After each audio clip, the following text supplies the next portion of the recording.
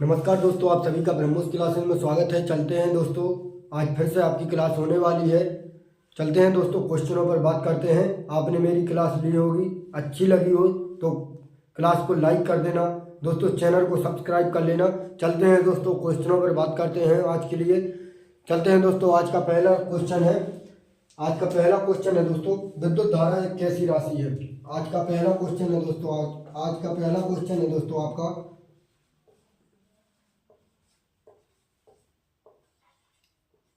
विद्युत धारा एक कैसी राशि है।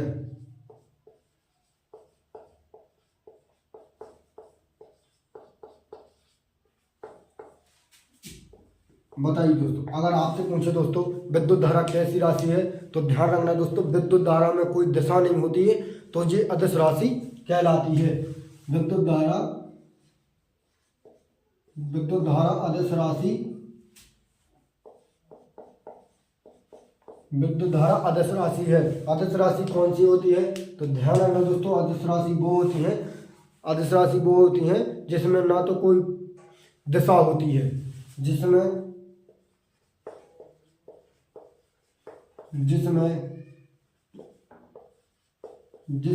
कोई भी दिशा नहीं होती।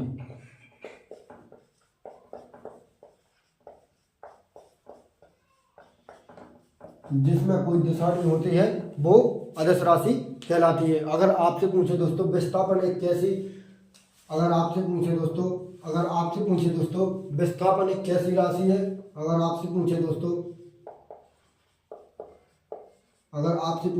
विस्थापन एक कैसी राशि है, तो ध्यान रखना दोस्तों, विस्थापन कैसी राशि है, तो ध्यान रखना दोस्तों, विस्थापन में एक दिशा होती है। तो विस्थापन में एक दिशा होती है, तो विस्थापन एक सदिश राशि कहलाती है। विस्थापन एक सदिश राशि कहलाती है। सदिश राशि में परिमाण और दिशा दोनों की जरूरत होती है। सदिश राशि में परिमाण और दिशा दोनों की जरूरत होती है। अगले क्वेश्चन पर चलते हैं दोस्तों। अगर आपसे पूछे दोस्तों जिसमें दिशा होती है वो एक सदिश राशि होती है, और जिसमें दिशा नहीं होती है वो अदिश राशि होती है। सीधा कंटेंट ध्यान रखना दोस्तों। अगले क्वेश्चन पर चलते हैं दोस्तों। अगला क्वेश्चन है दोस्तों आपका, गति के 3 नियम किसने दिए। अगर आपसे पूछे दोस्तों गति के 3 नियम किसने दिए। गति के 3 नियम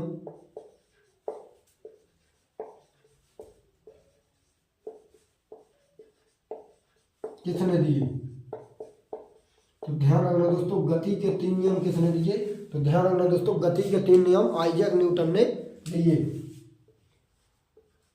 गति के 3 नियम आइजैक न्यूटन ने दिए। तो ध्यान रखना दोस्तों, आइजैक न्यूटन का पहला नियम कौन सा है, तो ध्यान रखना दोस्तों, आइजैक न्यूटन का पहला नियम जड़त्व का नियम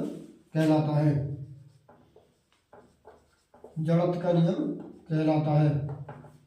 अगर आपसे पूछे दोस्तों जिस सर्वप्रथम बताया किसने थे, सर्वप्रथम बताया किसने है, तो ध्यान रखना दोस्तों, ये किसने बताया था, जड़त्व के नियम को सर्वप्रथम किसने बताया था, तो ध्यान रखना दोस्तों, गैलीलियो भाई साहब ने,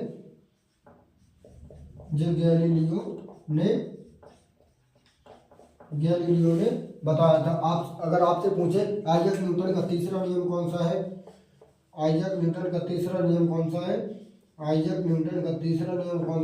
तो ध्यान रखना दोस्तों, ये क्रिया प्रतिक्रिया का नियम होता है।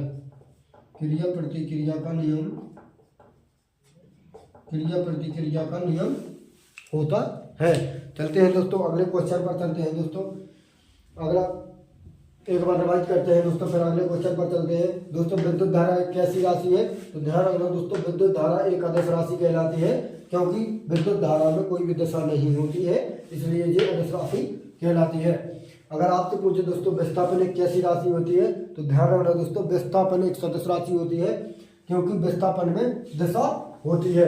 विस्थापन क्या होता है? तो ध्यान रखना दोस्तों, विस्थापन ये होता है, अगर आपको ए बिंदु से बी बिंदु तक जाना है, बी बिंदु तक जाना है, अगर आप जे रोड गया तो जे तो हो गई है रोड वाली बात, और विस्थापन कौन सा होता है? जे विस्थापन, जे सीधी दिशा में विस्थापन कहलाता है। तो ध्यान रखना दोस्तों, सीधी दिशा में विस्थापन, एक सीधी रेखा में विस्थापन कहलाता है। अगर आपसे पूछे दोस्तों गति के 3 नियम किसने दिए थे? तो ध्यान रखना दोस्तों, जे न्यूटन भाई साहब ने दिए थे।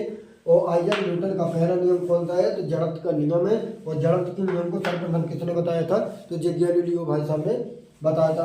अगर आपसे पूछे गति का तीसरा नियम कौन सा है? तो ध्यान रखना दोस्तों, क्रिया प्रतिक्रिया का नियम है। इसका उदाहरण होता है कौन सा? जैसे रॉकेट, क्योंकि एक नाव चलाना मतलब नाव से उतरना, क्योंकि बराबर पृथ्वी को ढकेलना, ये तीसरा नियम कहलाता है। अगले क्वेश्चन पर चलते हैं दोस्तों, इन्हें रब कर देते हैं।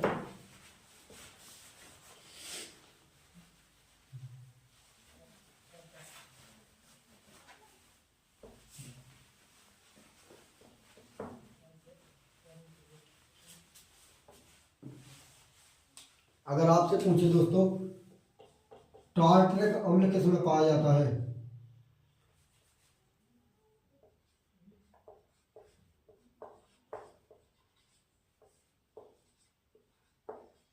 टार्टरिक अम्ल किस में पाया जाता है? तो ध्यान रखना दोस्तों, टार्टरिक अम्ल किस में पाया जाता है? जे अंगूर और इमली में, अंगूर में नहीं दोस्तों, सॉरी, जे इमली में पाया जाता है। टार्टरिक अम्ल किस में पाया जाता है? तो ध्यान रखना दोस्तों, टार्टरिक अम्ल इमली में पाया जाता है। अगर आपसे पूछे दोस्तों सिट्रिक अम्ल किस में पाया जाता है? अगर आपसे पूछे दोस्तों सिट्रिक अम्ल किस में पाया जाता है? तो ध्यान रखना दोस्तों, सिट्रिक अम्ल किस में पाया जाता है? सिट्रिक अम्ल नींबू संतरा मौसमी में पाया जाता है। नींबू संतरा मौसमी में सिट्रिक अम्ल पाया जाता है। अगर आपसे पूछे दोस्तों ऑक्जेलिक अम्ल किस में पाया जाता है? ऑक्जेलिक अम्ल किस में पाया जाता है? ऑक्जेलिक अम्ल किस में पाया जाता है? तो ध्यान रखना दोस्तों, ऑक्जेलिक अम्ल टमाटर में पाया जाता है। ऑक्जेलिक अम्ल टमाटर में पाया जाता है। अगले क्वेश्चन पर चलते हैं दोस्तों। अगर आपसे पूछे दोस्तों बैरोमीटर का पाठ्यांक धीरे धीरे नीचे गिरता है तो क्या होता है? अगर आपसे पूछे दोस्तों बैरोमीटर का पाठ्यांक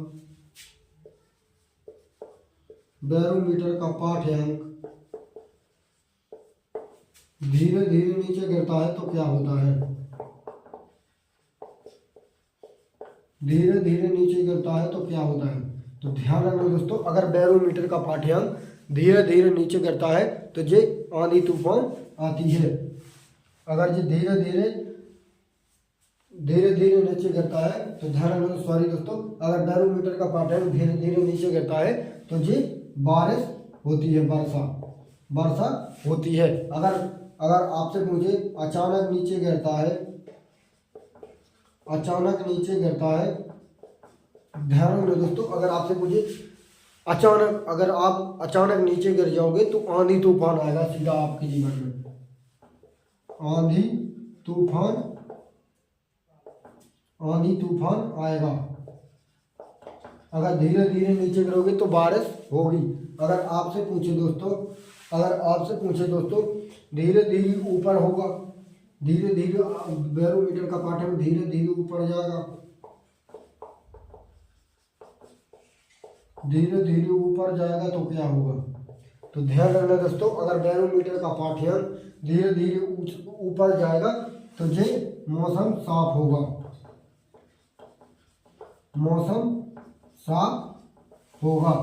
ध्यान रखना दोस्तों, अगर बैरोमीटर का पाठ्यांक धीरे धीरे ऊपर जाएगा तो मौसम साफ होगा। अगर आपसे पूछे दोस्तों दाब का मात्रक क्या होता है, अगर आपसे पूछे दोस्तों दाब का मात्रक क्या होता है,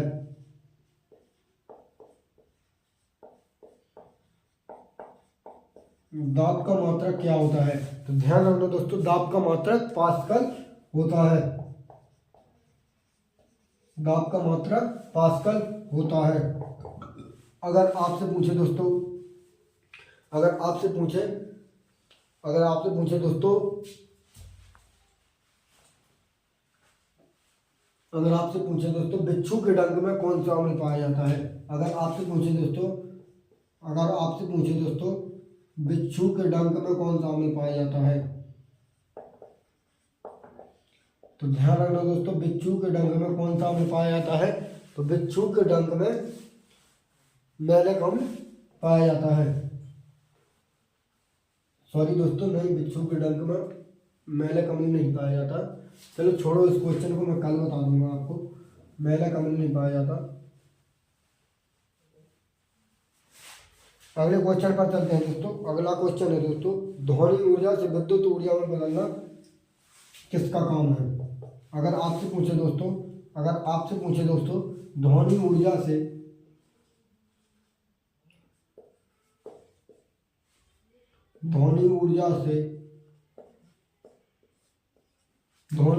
विद्युत ऊर्जा में बदलना क्या कहलाता है, किसका कार्य है,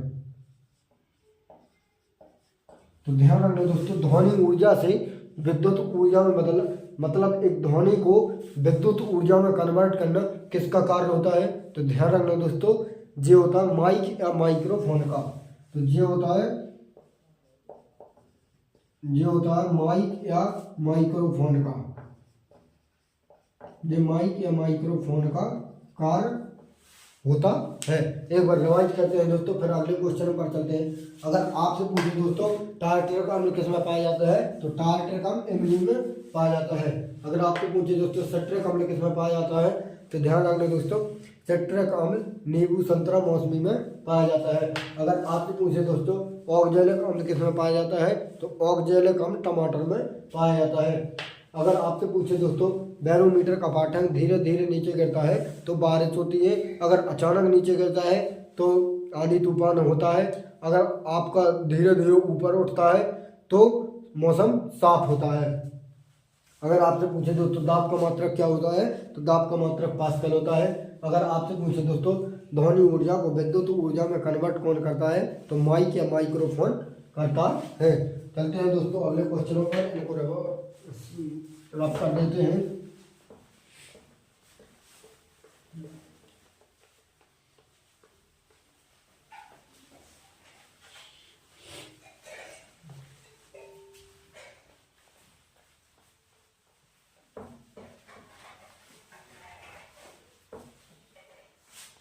अगला क्वेश्चन है दोस्तों आपका, अगला क्वेश्चन है दोस्तों गोबर में कौन सी गैस पाई जाती है।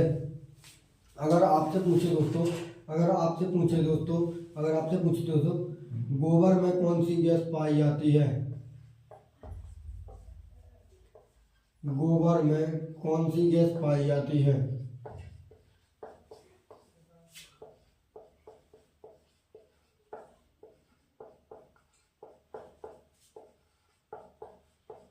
बताना दोस्तों। अगर आपसे पूछे दोस्तों गोबर में कौन सी गैस पाई जाती है, तो ध्यान रखना दोस्तों गोबर में मीथेन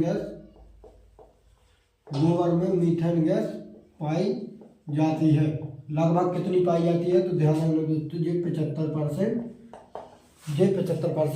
पाई जाती है। अगला क्वेश्चन पर चलते हैं दोस्तों। अगला क्वेश्चन होने वाला है दोस्तों आपका, अगला क्वेश्चन है दोस्तों आपका एंटी प्रोटॉन की खोज किसने की। अगर आपसे पूछे दोस्तों एंटी प्रोटॉन की खोज किसने की, अगर आपसे पूछे दोस्तों एंटी प्रोटॉन की खोज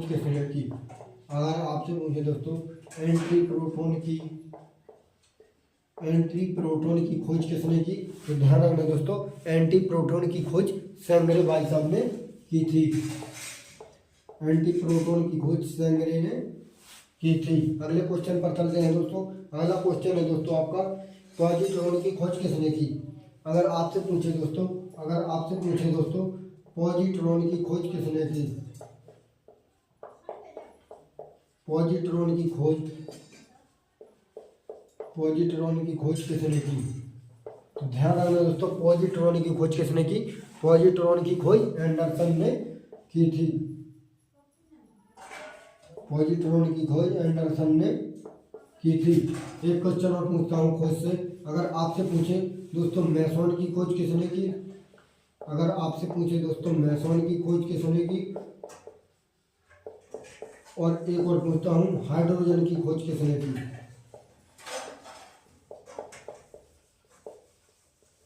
हाइड्रोजन की खोज किसने की?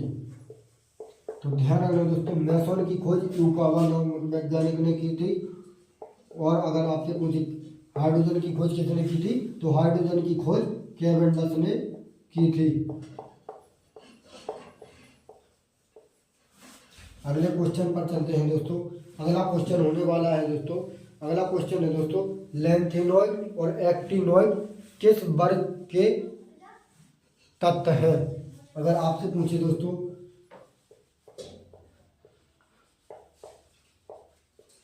लैंथेनॉइड और एक्टिनॉइड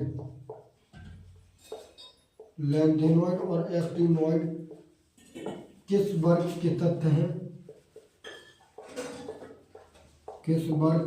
हैं? तो ध्यान रखना दोस्तों, लैंथेनॉइड और एक्टिनॉइड किस वर्ग के तत्व हैं? तो ध्यान रखना दोस्तों, ये 6 और 7 वर्ग के तत्व हैं। 6 और 7 वर्ग के तत्व हैं। अगर आपसे पूछे दोस्तों तोप का गियर बनाने में किसका प्रयोग करते हैं? अगर आपसे पूछे दोस्तों तोप का गियर बनाने में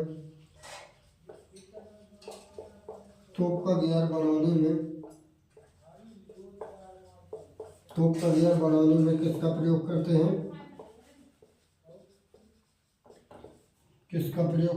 तो ध्यान रखना दोस्तों, तोप का गियर बनाने में किसका प्रयोग करते हैं? तो ध्यान रखना दोस्तों, तोप का गियर बनाने में गन मेटल का प्रयोग करते हैं।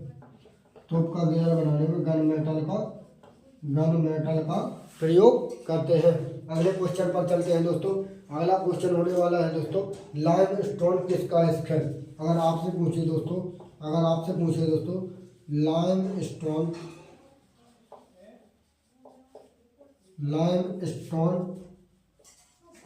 लाइम स्टोन किसका अयस्क है? ध्यान रखना दोस्तों, लाइम स्टोन किसका अयस्क है? तो ध्यान रखना दोस्तों, ये कैल्शियम का अयस्क होता है। एक बार रिवाइज करते हैं दोस्तों, फिर अगले क्वेश्चनों पर चलते हैं दोस्तों। अगर आपसे पूछे दोस्तों गोबर में कौन सी गैस पाई जाती है? तो गोबर में मीथेन गैस पाई जाती है और लगभग 75% पाई जाती है। अगर आपसे पूछे दोस्तों एंटी प्रोटॉन की खोज किसने की? तो एंटी प्रोटॉन की खोज सेंगरे ने की थी। अगर आपसे पूछे दोस्तों पॉजिट्रॉन की खोज किसने की? तो ध्यान रखना दोस्तों, पॉजिट्रॉन की खोज एंडरसन ने की थी। अगर आपसे पूछे दोस्तों मैसॉन की खोज किसने की? तो मैसॉन की खोज यूकावा ने की थी। अगर आपसे पूछे दोस्तों हाइड्रोजन की खोज किसने की? तो ध्यान रखना दोस्तों, हाइड्रोजन की खोज कैवेंडस ने की थी। अगर आपसे पूछे दोस्तों लैंथेनॉइड और एक्टिनॉइड किस वर्ग के तत्व के अंदर आते हैं? तो ध्यान रखना दोस्तों, ये 6 और 7 वर्ग के तत्व के अंदर आते हैं। अगर आपसे पूछे दोस्तों तोप का गियर बनाने में किसका प्रयोग किया जाता है? तो ध्यान रखना दोस्तों, तोप का गियर बनाने में गन मेटल का प्रयोग किया जाता है। अगर आपसे पूछे दोस्तों लाइम स्टोन किसका अयस्क है? तो ध्यान रखना दोस्तों, लाइम स्टोन कैल्शियम का अयस्क है। रब कर देते हैं दोस्तों।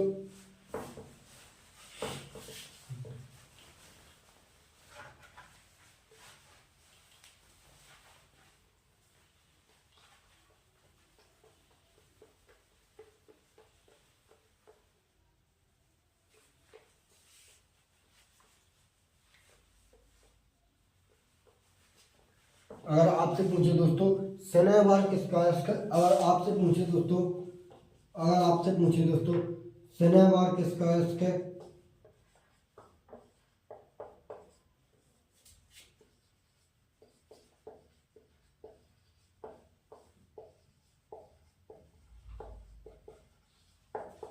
ध्यान रखना दोस्तों, शनिवार किसका एस्क है?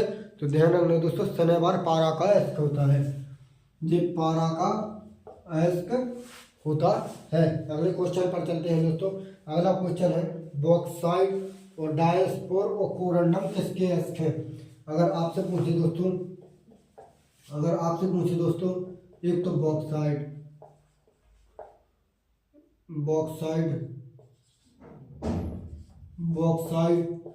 कोरंडम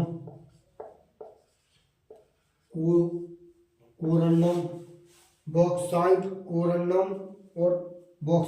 कोरंडम और डायस्पोर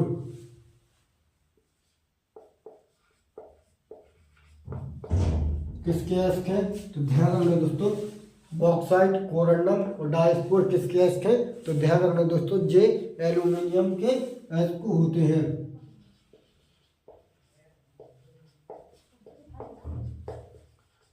जे एल्यूमिनियम के एस्क होते हैं। अगले क्वेश्चन पर चलते हैं दोस्तों। अगला क्वेश्चन होने वाला है दोस्तों आपका, लोहे पर जंग लगना कौन सा परिवर्तन होता है? लोहे पर जंग लगना किसका कार्य होता है? कौन सा परिवर्तन होता है?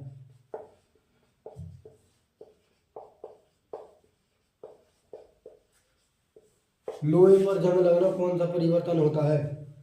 ध्यान रखना दोस्तों, लोहे पर जंग लगना रासायनिक परिवर्तन कहलाता है।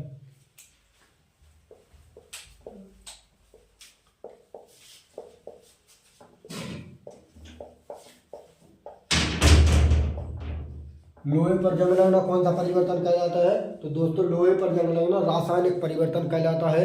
क्यों कहलाता है? क्योंकि लोहे पर जंग लग जाएगी तो वो छूटेगी नहीं, इसलिए जो चीज़ हो जाती है तो वो रासायनिक परिवर्तन होता है, और जो मतलब वापस हो जाती है तो वो भौतिक परिवर्तन कहलाता है। अगले क्वेश्चन पर चलते हैं दोस्तों। अगला क्वेश्चन है दोस्तों, कृत्रिम वर्षा कराने में किसका प्रयोग किया जाता है?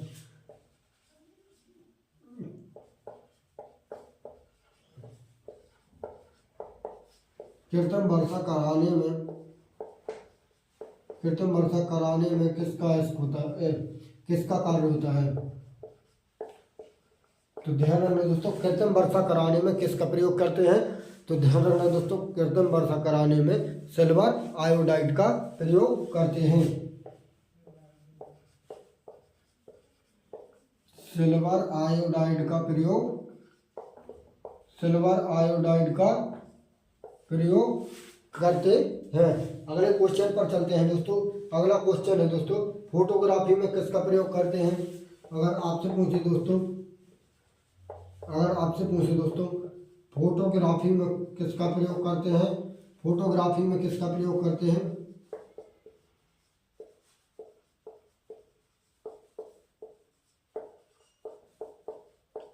तो ध्यान रखना दोस्तों, फोटोग्राफी में किसका करते हैं? तो फोटोग्राफी में सिल्वर ब्रोमाइड का प्रयोग करते हैं।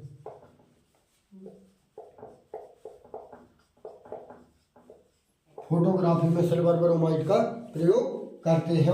अगले क्वेश्चन पर चलते हैं। नींबू या सिरका का पीएच मान कितना होता है? अगर आपसे पूछे दोस्तों नींबू या सिरका का पीएच मान कितना होता है? सिरका का पीएच मान कितना होता है? तो ध्यान रखना दोस्तों, नींबू या सिरका का पीएच मान कितना होता है? तो ध्यान रखना दोस्तों, ये 2.2 से लेके 2.4 तक होता है। नहीं दोस्तों, ये 3.4 तक होता है। ध्यान रखना, सॉरी, नींबू या सिरका का पीएच मान कितना होता है? तो ये 2.2 से लेकर 3.4 तक होता है। अगले क्वेश्चन पर चलते हैं दोस्तों। अगर आपसे पूछे दोस्तों अमीबा की खोज किसने की? अगर आपसे पूछे दोस्तों अमीबा की खोज किसने की? अमीबा की खोज किसने की? तो ध्यान रखना दोस्तों, ये रेसलबॉन ने की थी। अमीबा की खोज रेसलबॉन ने की थी।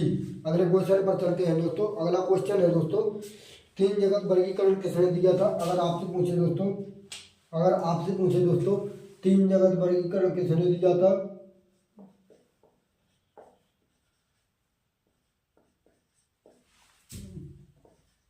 तीन जगत वर्गीकरण किसने दिया था? तीन जगत वर्गीकरण किसने दिया था? तो ध्यान रखना दोस्तों, तीन जगत वर्गीकरण किसने दिया था? तो ये हैकल ने दिया था और ये नियम फेल हो गया था। ये नियम फेल हो गया था। अगर आपसे पूछे दोस्तों प्रोटिस्टा, पादप और जंतु आते हैं, तीन जगत वर्गीकरण में कौन कौन आते हैं? प्रोटिस्टा,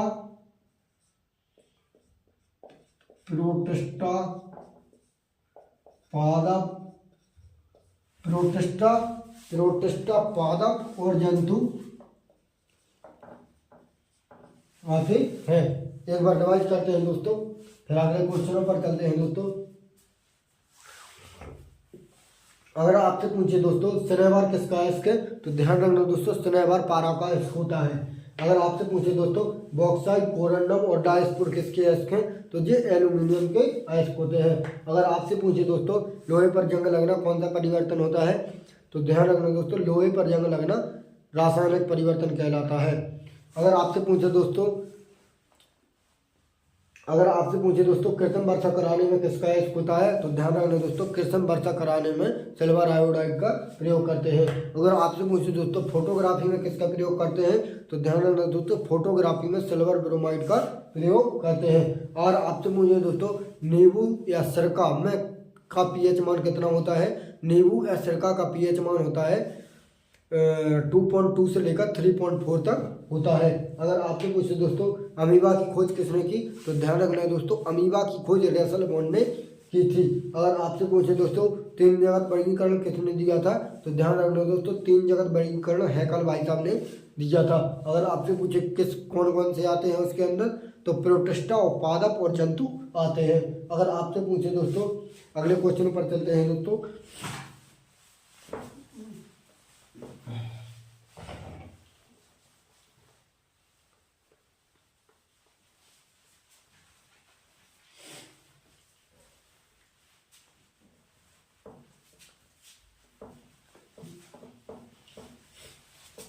अगले क्वेश्चन पर चलते हैं दोस्तों, चार जगत वर्गीकरण किसने किया? अगर आपसे पूछे दोस्तों चार जगत वर्गीकरण किसने किया?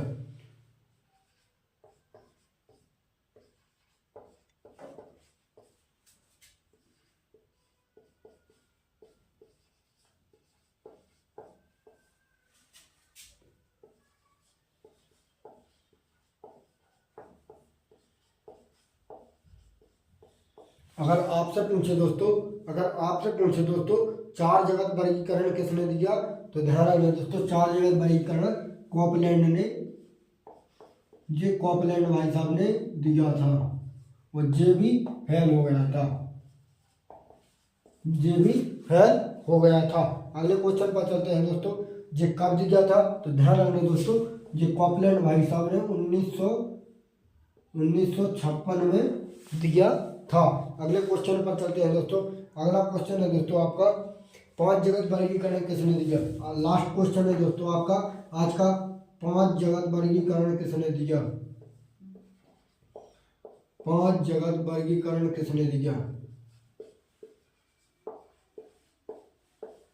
तो बताइए दोस्तों। अगर आपसे पूछे दोस्तों पांच जगत वर्गीकरण किसने दिया? तो जे R.H. व्हिटेकर भाई साहब ने दिया था। R.H. व्हिटेकर